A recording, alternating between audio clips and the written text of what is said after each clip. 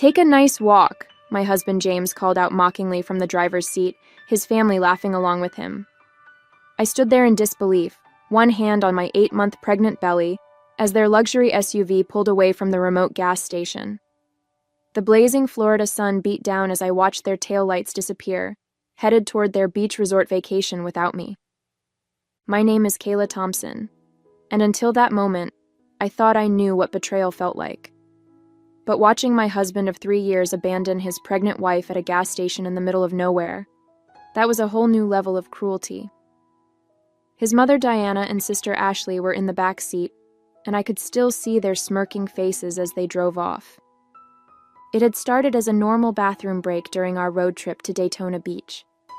I'd asked James to wait while I used the restroom, as walking was becoming increasingly difficult in my 3rd trimester.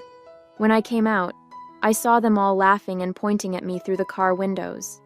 Before I could reach the vehicle, they drove away, leaving me stranded in the scorching heat.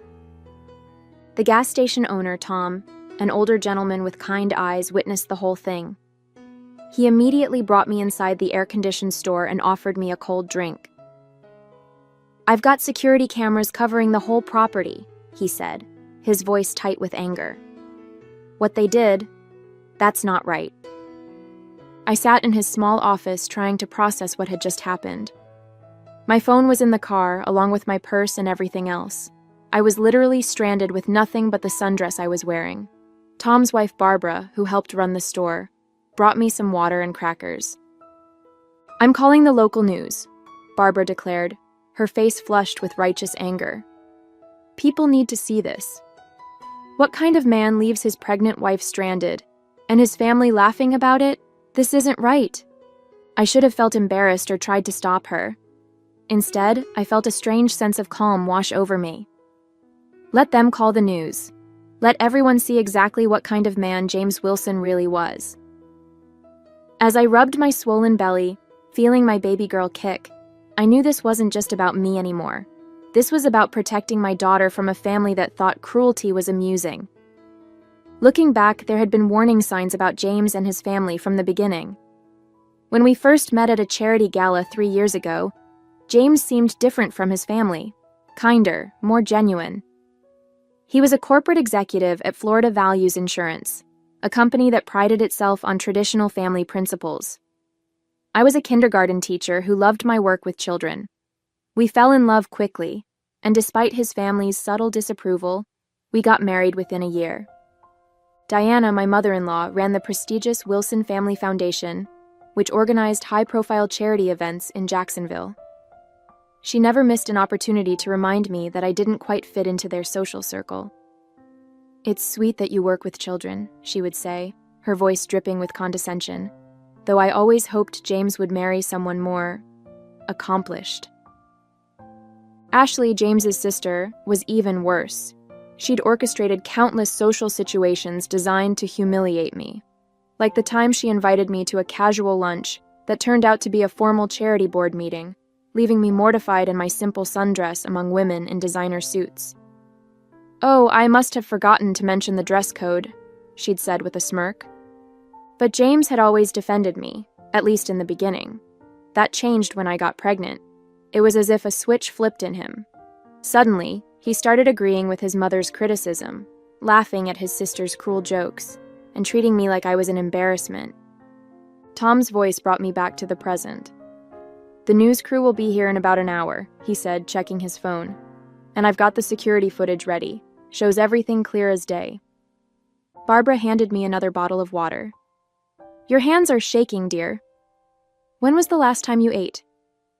I realized I'd missed lunch, caught up in the excitement of the trip that was supposed to be our last vacation before the baby came. James had insisted his family join us, claiming it would be good for family bonding. "I should have known something was wrong when he made me sit in the back seat so his mother could sit up front," I said quietly. "He said it was because she gets carsick, but they were whispering and laughing the whole time." Barbara's face hardened. "Well, they won't be laughing when everyone sees what they did. My nephew works at Channel 7 News. Trust me, this story won't stay quiet." While waiting for the news crew, I borrowed Tom's landline to call my best friend Nicole. She'd never trusted James or his family, especially after what happened at my baby shower last month. "Kayla, thank God you're okay," Nicole answered. "You need to see what they're posting on social media right now." Tom turned his computer monitor toward me, logging into Facebook. There, on James's page, was a series of photos posted just 20 minutes ago. My hands shook as I read the caption. "Finally free for a relaxing family vacation. Some people just can't handle the Wilson lifestyle. Beach life. Family first." The photos showed James, Diana, and Ashley lounging by the resort pool, cocktails in hand, acting like nothing was wrong. Comments from their social circle poured in, all laughing and congratulating them on their escape. "There's more," Nicole said grimly. "Diana's foundation just announced a fundraiser for family values and responsibility next week. The hypocrisy is unreal." Tom's security footage was playing on his other monitor. I watched myself walking out of the bathroom, pregnant belly prominent, as James's SUV deliberately pulled away. The sound was clear enough to pick up their laughter. "Those aren't people," Barbara muttered, watching the footage. "They're monsters." My phone was still in the car, along with my hospital bag, the bag I'd packed carefully with everything I might need, given how close I was to my due date. The realization hit me hard. They hadn't just abandoned me. They'd deliberately put my baby at risk.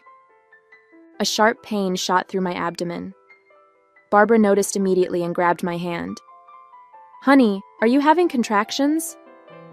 "Just Braxton Hicks," I assured her, but another pain made me gasp. "At least I think they are." Tom was already on the phone with emergency services. "Better safe than sorry," he said. "The nearest hospital is 40 minutes away." As if on cue, a local news van pulled into the parking lot. The reporter, a woman named Jennifer Parker, took one look at my condition and made an executive decision. "We're getting you to the hospital first," she said firmly. "We can do the interview there. This story isn't just about abandonment anymore. It's about endangering an unborn child." As they helped me into the news van, I saw more media vehicles approaching. Apparently, the story had already caught attention. My hands shook as another contraction hit, this one stronger than before. "The doctors will take good care of you," Jennifer assured me, holding my hand as they drove. "And we'll make sure everyone knows exactly what kind of people the Wilsons really are." Looking out the window at the gathering media circus, I realized this had become much bigger than just me. Sometimes, the worst moments in our lives lead to unexpected justice. The hospital's maternity ward became an unexpected headquarters for what was quickly turning into a viral news story. My contractions had subsided. False labor brought on by stress, the doctors said, but they wanted to keep me overnight for observation. By evening, the security footage from the gas station had hit every major news outlet in Florida. "Mrs. Wilson," a nurse said, poking her head into my room, "there are more reporters asking to speak with you. Should I send them away?" I was about to answer when my phone lit up. Nicole had brought it to me after retrieving it from the resort where James and his family were staying. A staff member had found it in their room and, after seeing the news, reached out to help. "Kayla, turn on Channel 7 now," Nicole urged, her voice urgent. "They're interviewing Diana at the resort." The nurse helped me find the right channel.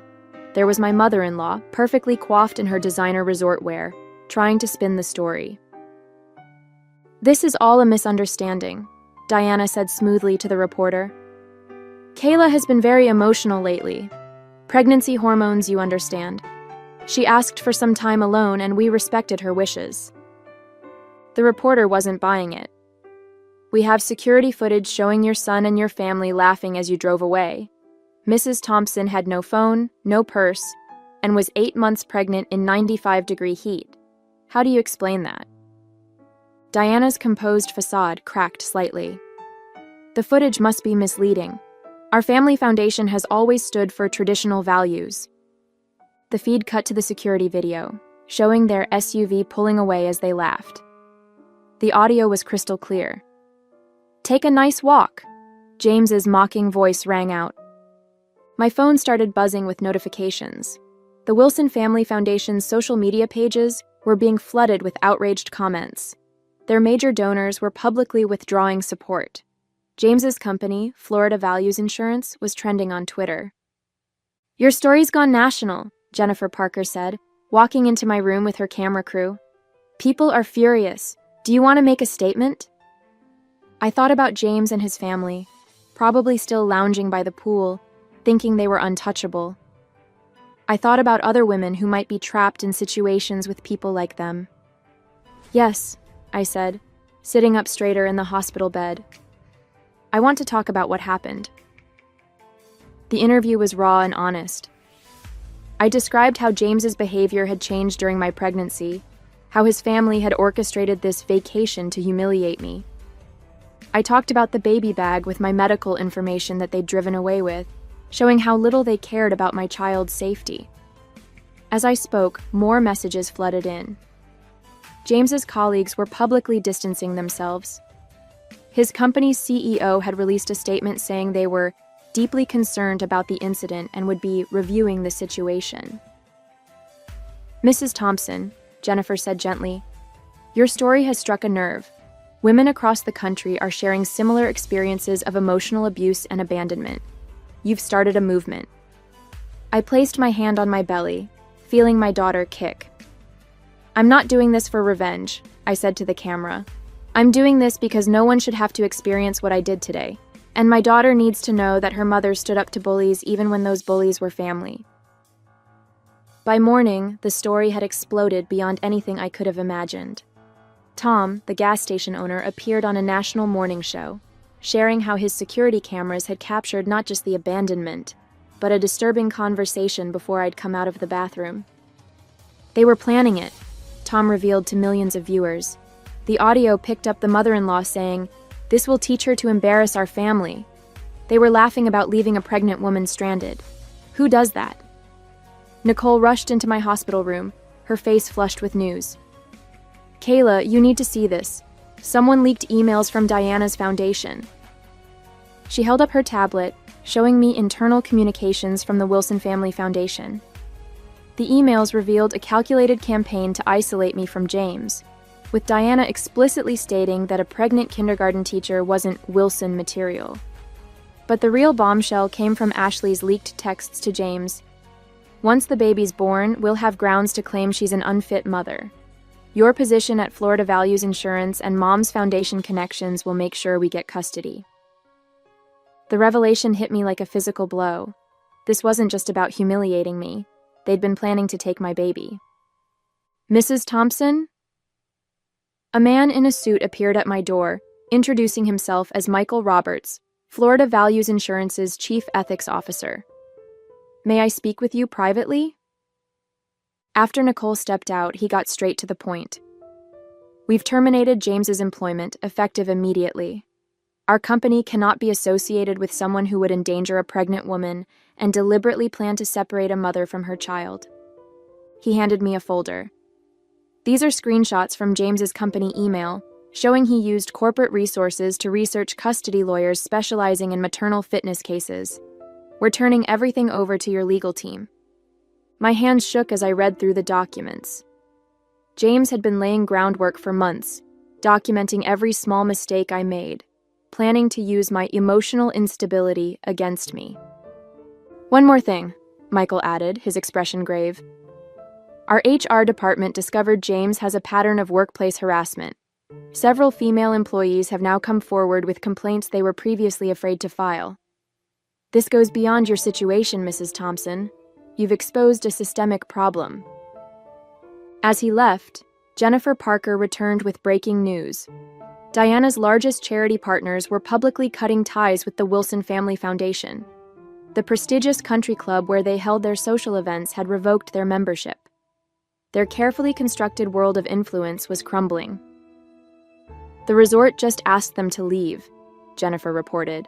"Their guests were complaining about sharing space with those horrible people from the news. They're being escorted out as we speak." My phone buzzed. A message from an unknown number. It was from James's assistant at Florida Values Insurance. I saved the dash cam footage from his company car. He and his mother were planning this for weeks. I couldn't stay silent anymore. I looked out my hospital window at the gathering media crews, thinking about how quickly truth can come to light. The Wilsons had planned to destroy me, but their own actions had destroyed themselves instead. The next day brought an unexpected visitor, James's former executive assistant, Amanda, clutching a thick folder and looking nervous. "I can't keep quiet anymore," she said, sinking into the chair beside my hospital bed. "The custody plan? It wasn't just about getting the baby. There's money involved, a lot of it." Amanda spread out documents across my bed, insurance policies, trust fund papers, and financial statements painted a disturbing picture. James and his family had taken out several policies related to my pregnancy, including a substantial life insurance policy I'd never known about. "They were planning to paint you as unstable," Amanda explained, her voice shaking. "The abandonment wasn't just cruelty, it was meant to provoke a stress reaction they could document. If you'd gone into labor at that gas station..." The implications made me feel ill. Nicole, who had been quietly listening, spoke up. "We need to get this to the FBI. This isn't just a viral news story anymore. It's attempted insurance fraud." Jennifer Parker arrived just as we were reviewing the documents. "We need to be careful how we handle this," she advised. "The Wilsons still have powerful friends. They're already trying to spin this as a publicity stunt." As if on cue, my phone lit up with a notification. Diana had posted a video statement on the Foundation's website, tears streaming down her perfectly made-up face. "We only wanted to protect our grandchild," she claimed. "Kayla's erratic behavior had us deeply concerned. We never meant..." The video cut off as another call came in, James himself. After conferring with Jennifer and Amanda, I put it on speaker. "Kayla, baby, please," he begged, his voice honey-sweet. "This has all gotten out of hand. Let's talk privately, work things out. Think about our daughter. She needs her father." I thought about the insurance policies, the custody plans, the calculated cruelty. "You're right, James. She does need her father, just not one who would risk her life for a financial scheme." "What are you talking about?" His voice turned sharp. "Be careful what you say, Kayla. Remember who you're dealing with." "No, James. Remember who you dealt with. A kindergarten teacher who knows how to document everything, who has witnesses, security footage, and now your own paper trail, who has the national media watching every move you make." The line went silent for a moment. When he spoke again, the fake sweetness was gone. "You'll regret this. My family..." "Your family is finished," I cut in. "Check your phone. The FBI just announced an investigation into the Foundation's finances. Apparently someone sent them some very interesting documents." Amanda smiled grimly as she hung up her own phone. "The federal agents just arrived at the motel where they're staying," she reported. "The insurance company's fraud division is cooperating fully." I rubbed my belly, feeling my daughter kick strongly. "She's going to grow up knowing her mother stood up to bullies," I said softly. "That's worth more than any trust fund." Jennifer's camera crew captured the moment the FBI led Diana out of the motel in handcuffs, her perfectly crafted image crumbling as she faced the consequences of her actions. Sometimes justice comes in unexpected ways. 1 week later, I sat in my hospital room cradling my newborn daughter Lily, who had decided to make her entrance 2 weeks early, perfectly healthy and beautiful. The TV mounted on the wall played coverage of the Wilson family's downfall. "Breaking news: federal investigators have uncovered a pattern of insurance fraud at the Wilson Family Foundation," the anchor announced. "Sources say the attempted exploitation of a pregnant woman was just the tip of the iceberg." The footage cut to James being led out of his lawyer's office in handcuffs, no longer the polished executive but a desperate man facing federal charges. Diana's foundation was being dissolved, its assets frozen.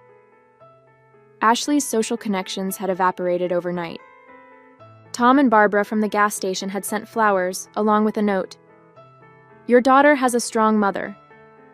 That's worth more than any fancy family name." Nicole helped me adjust Lily's blanket as we watched James's company CEO make a statement. Florida Values Insurance is establishing a fund for victims of domestic manipulation and financial abuse. The seed money comes from the bonus we withdrew from James Wilson upon his termination. I looked down at Lily, sleeping peacefully in my arms. She would grow up knowing her mother's strength, not her father's cruelty. Sometimes the best revenge isn't about getting even, it's about breaking free and building something better from the ashes. 3 months later, I returned to my kindergarten classroom, greeted by supportive parents and administration that had stood by me throughout the ordeal. On my desk sat a framed newspaper article. Gas station abandonment case leads to new state law. The Thompson Protection Act now made it a felony to deliberately abandon a pregnant woman in dangerous conditions. Diana's crocodile tears at her sentencing hadn't swayed the judge, who cited her calculated cruelty in handing down a 5-year sentence for insurance fraud. James and Ashley faced similar consequences for their roles in the scheme. My story had become a catalyst for change. Florida Values Insurance had hired me as a consultant for their new family protection initiatives. The speaking invitations poured in: women's groups, corporate ethics panels, law enforcement training sessions. But my favorite moments were still in my classroom, teaching my young students about kindness and standing up to bullies. Lily thrived, surrounded by love from my real family: Nicole, who became her godmother, Tom and Barbara, who visited regularly, and the countless strangers who had become allies. The Wilson family's social media accounts stayed silent, their once mighty influence reduced to a cautionary tale. "Remember," I told a reporter who asked about my message to others, "sometimes the worst moments in our lives lead us to our greatest strength." Lily will grow up knowing that her mother didn't just survive, she helped change things for the better.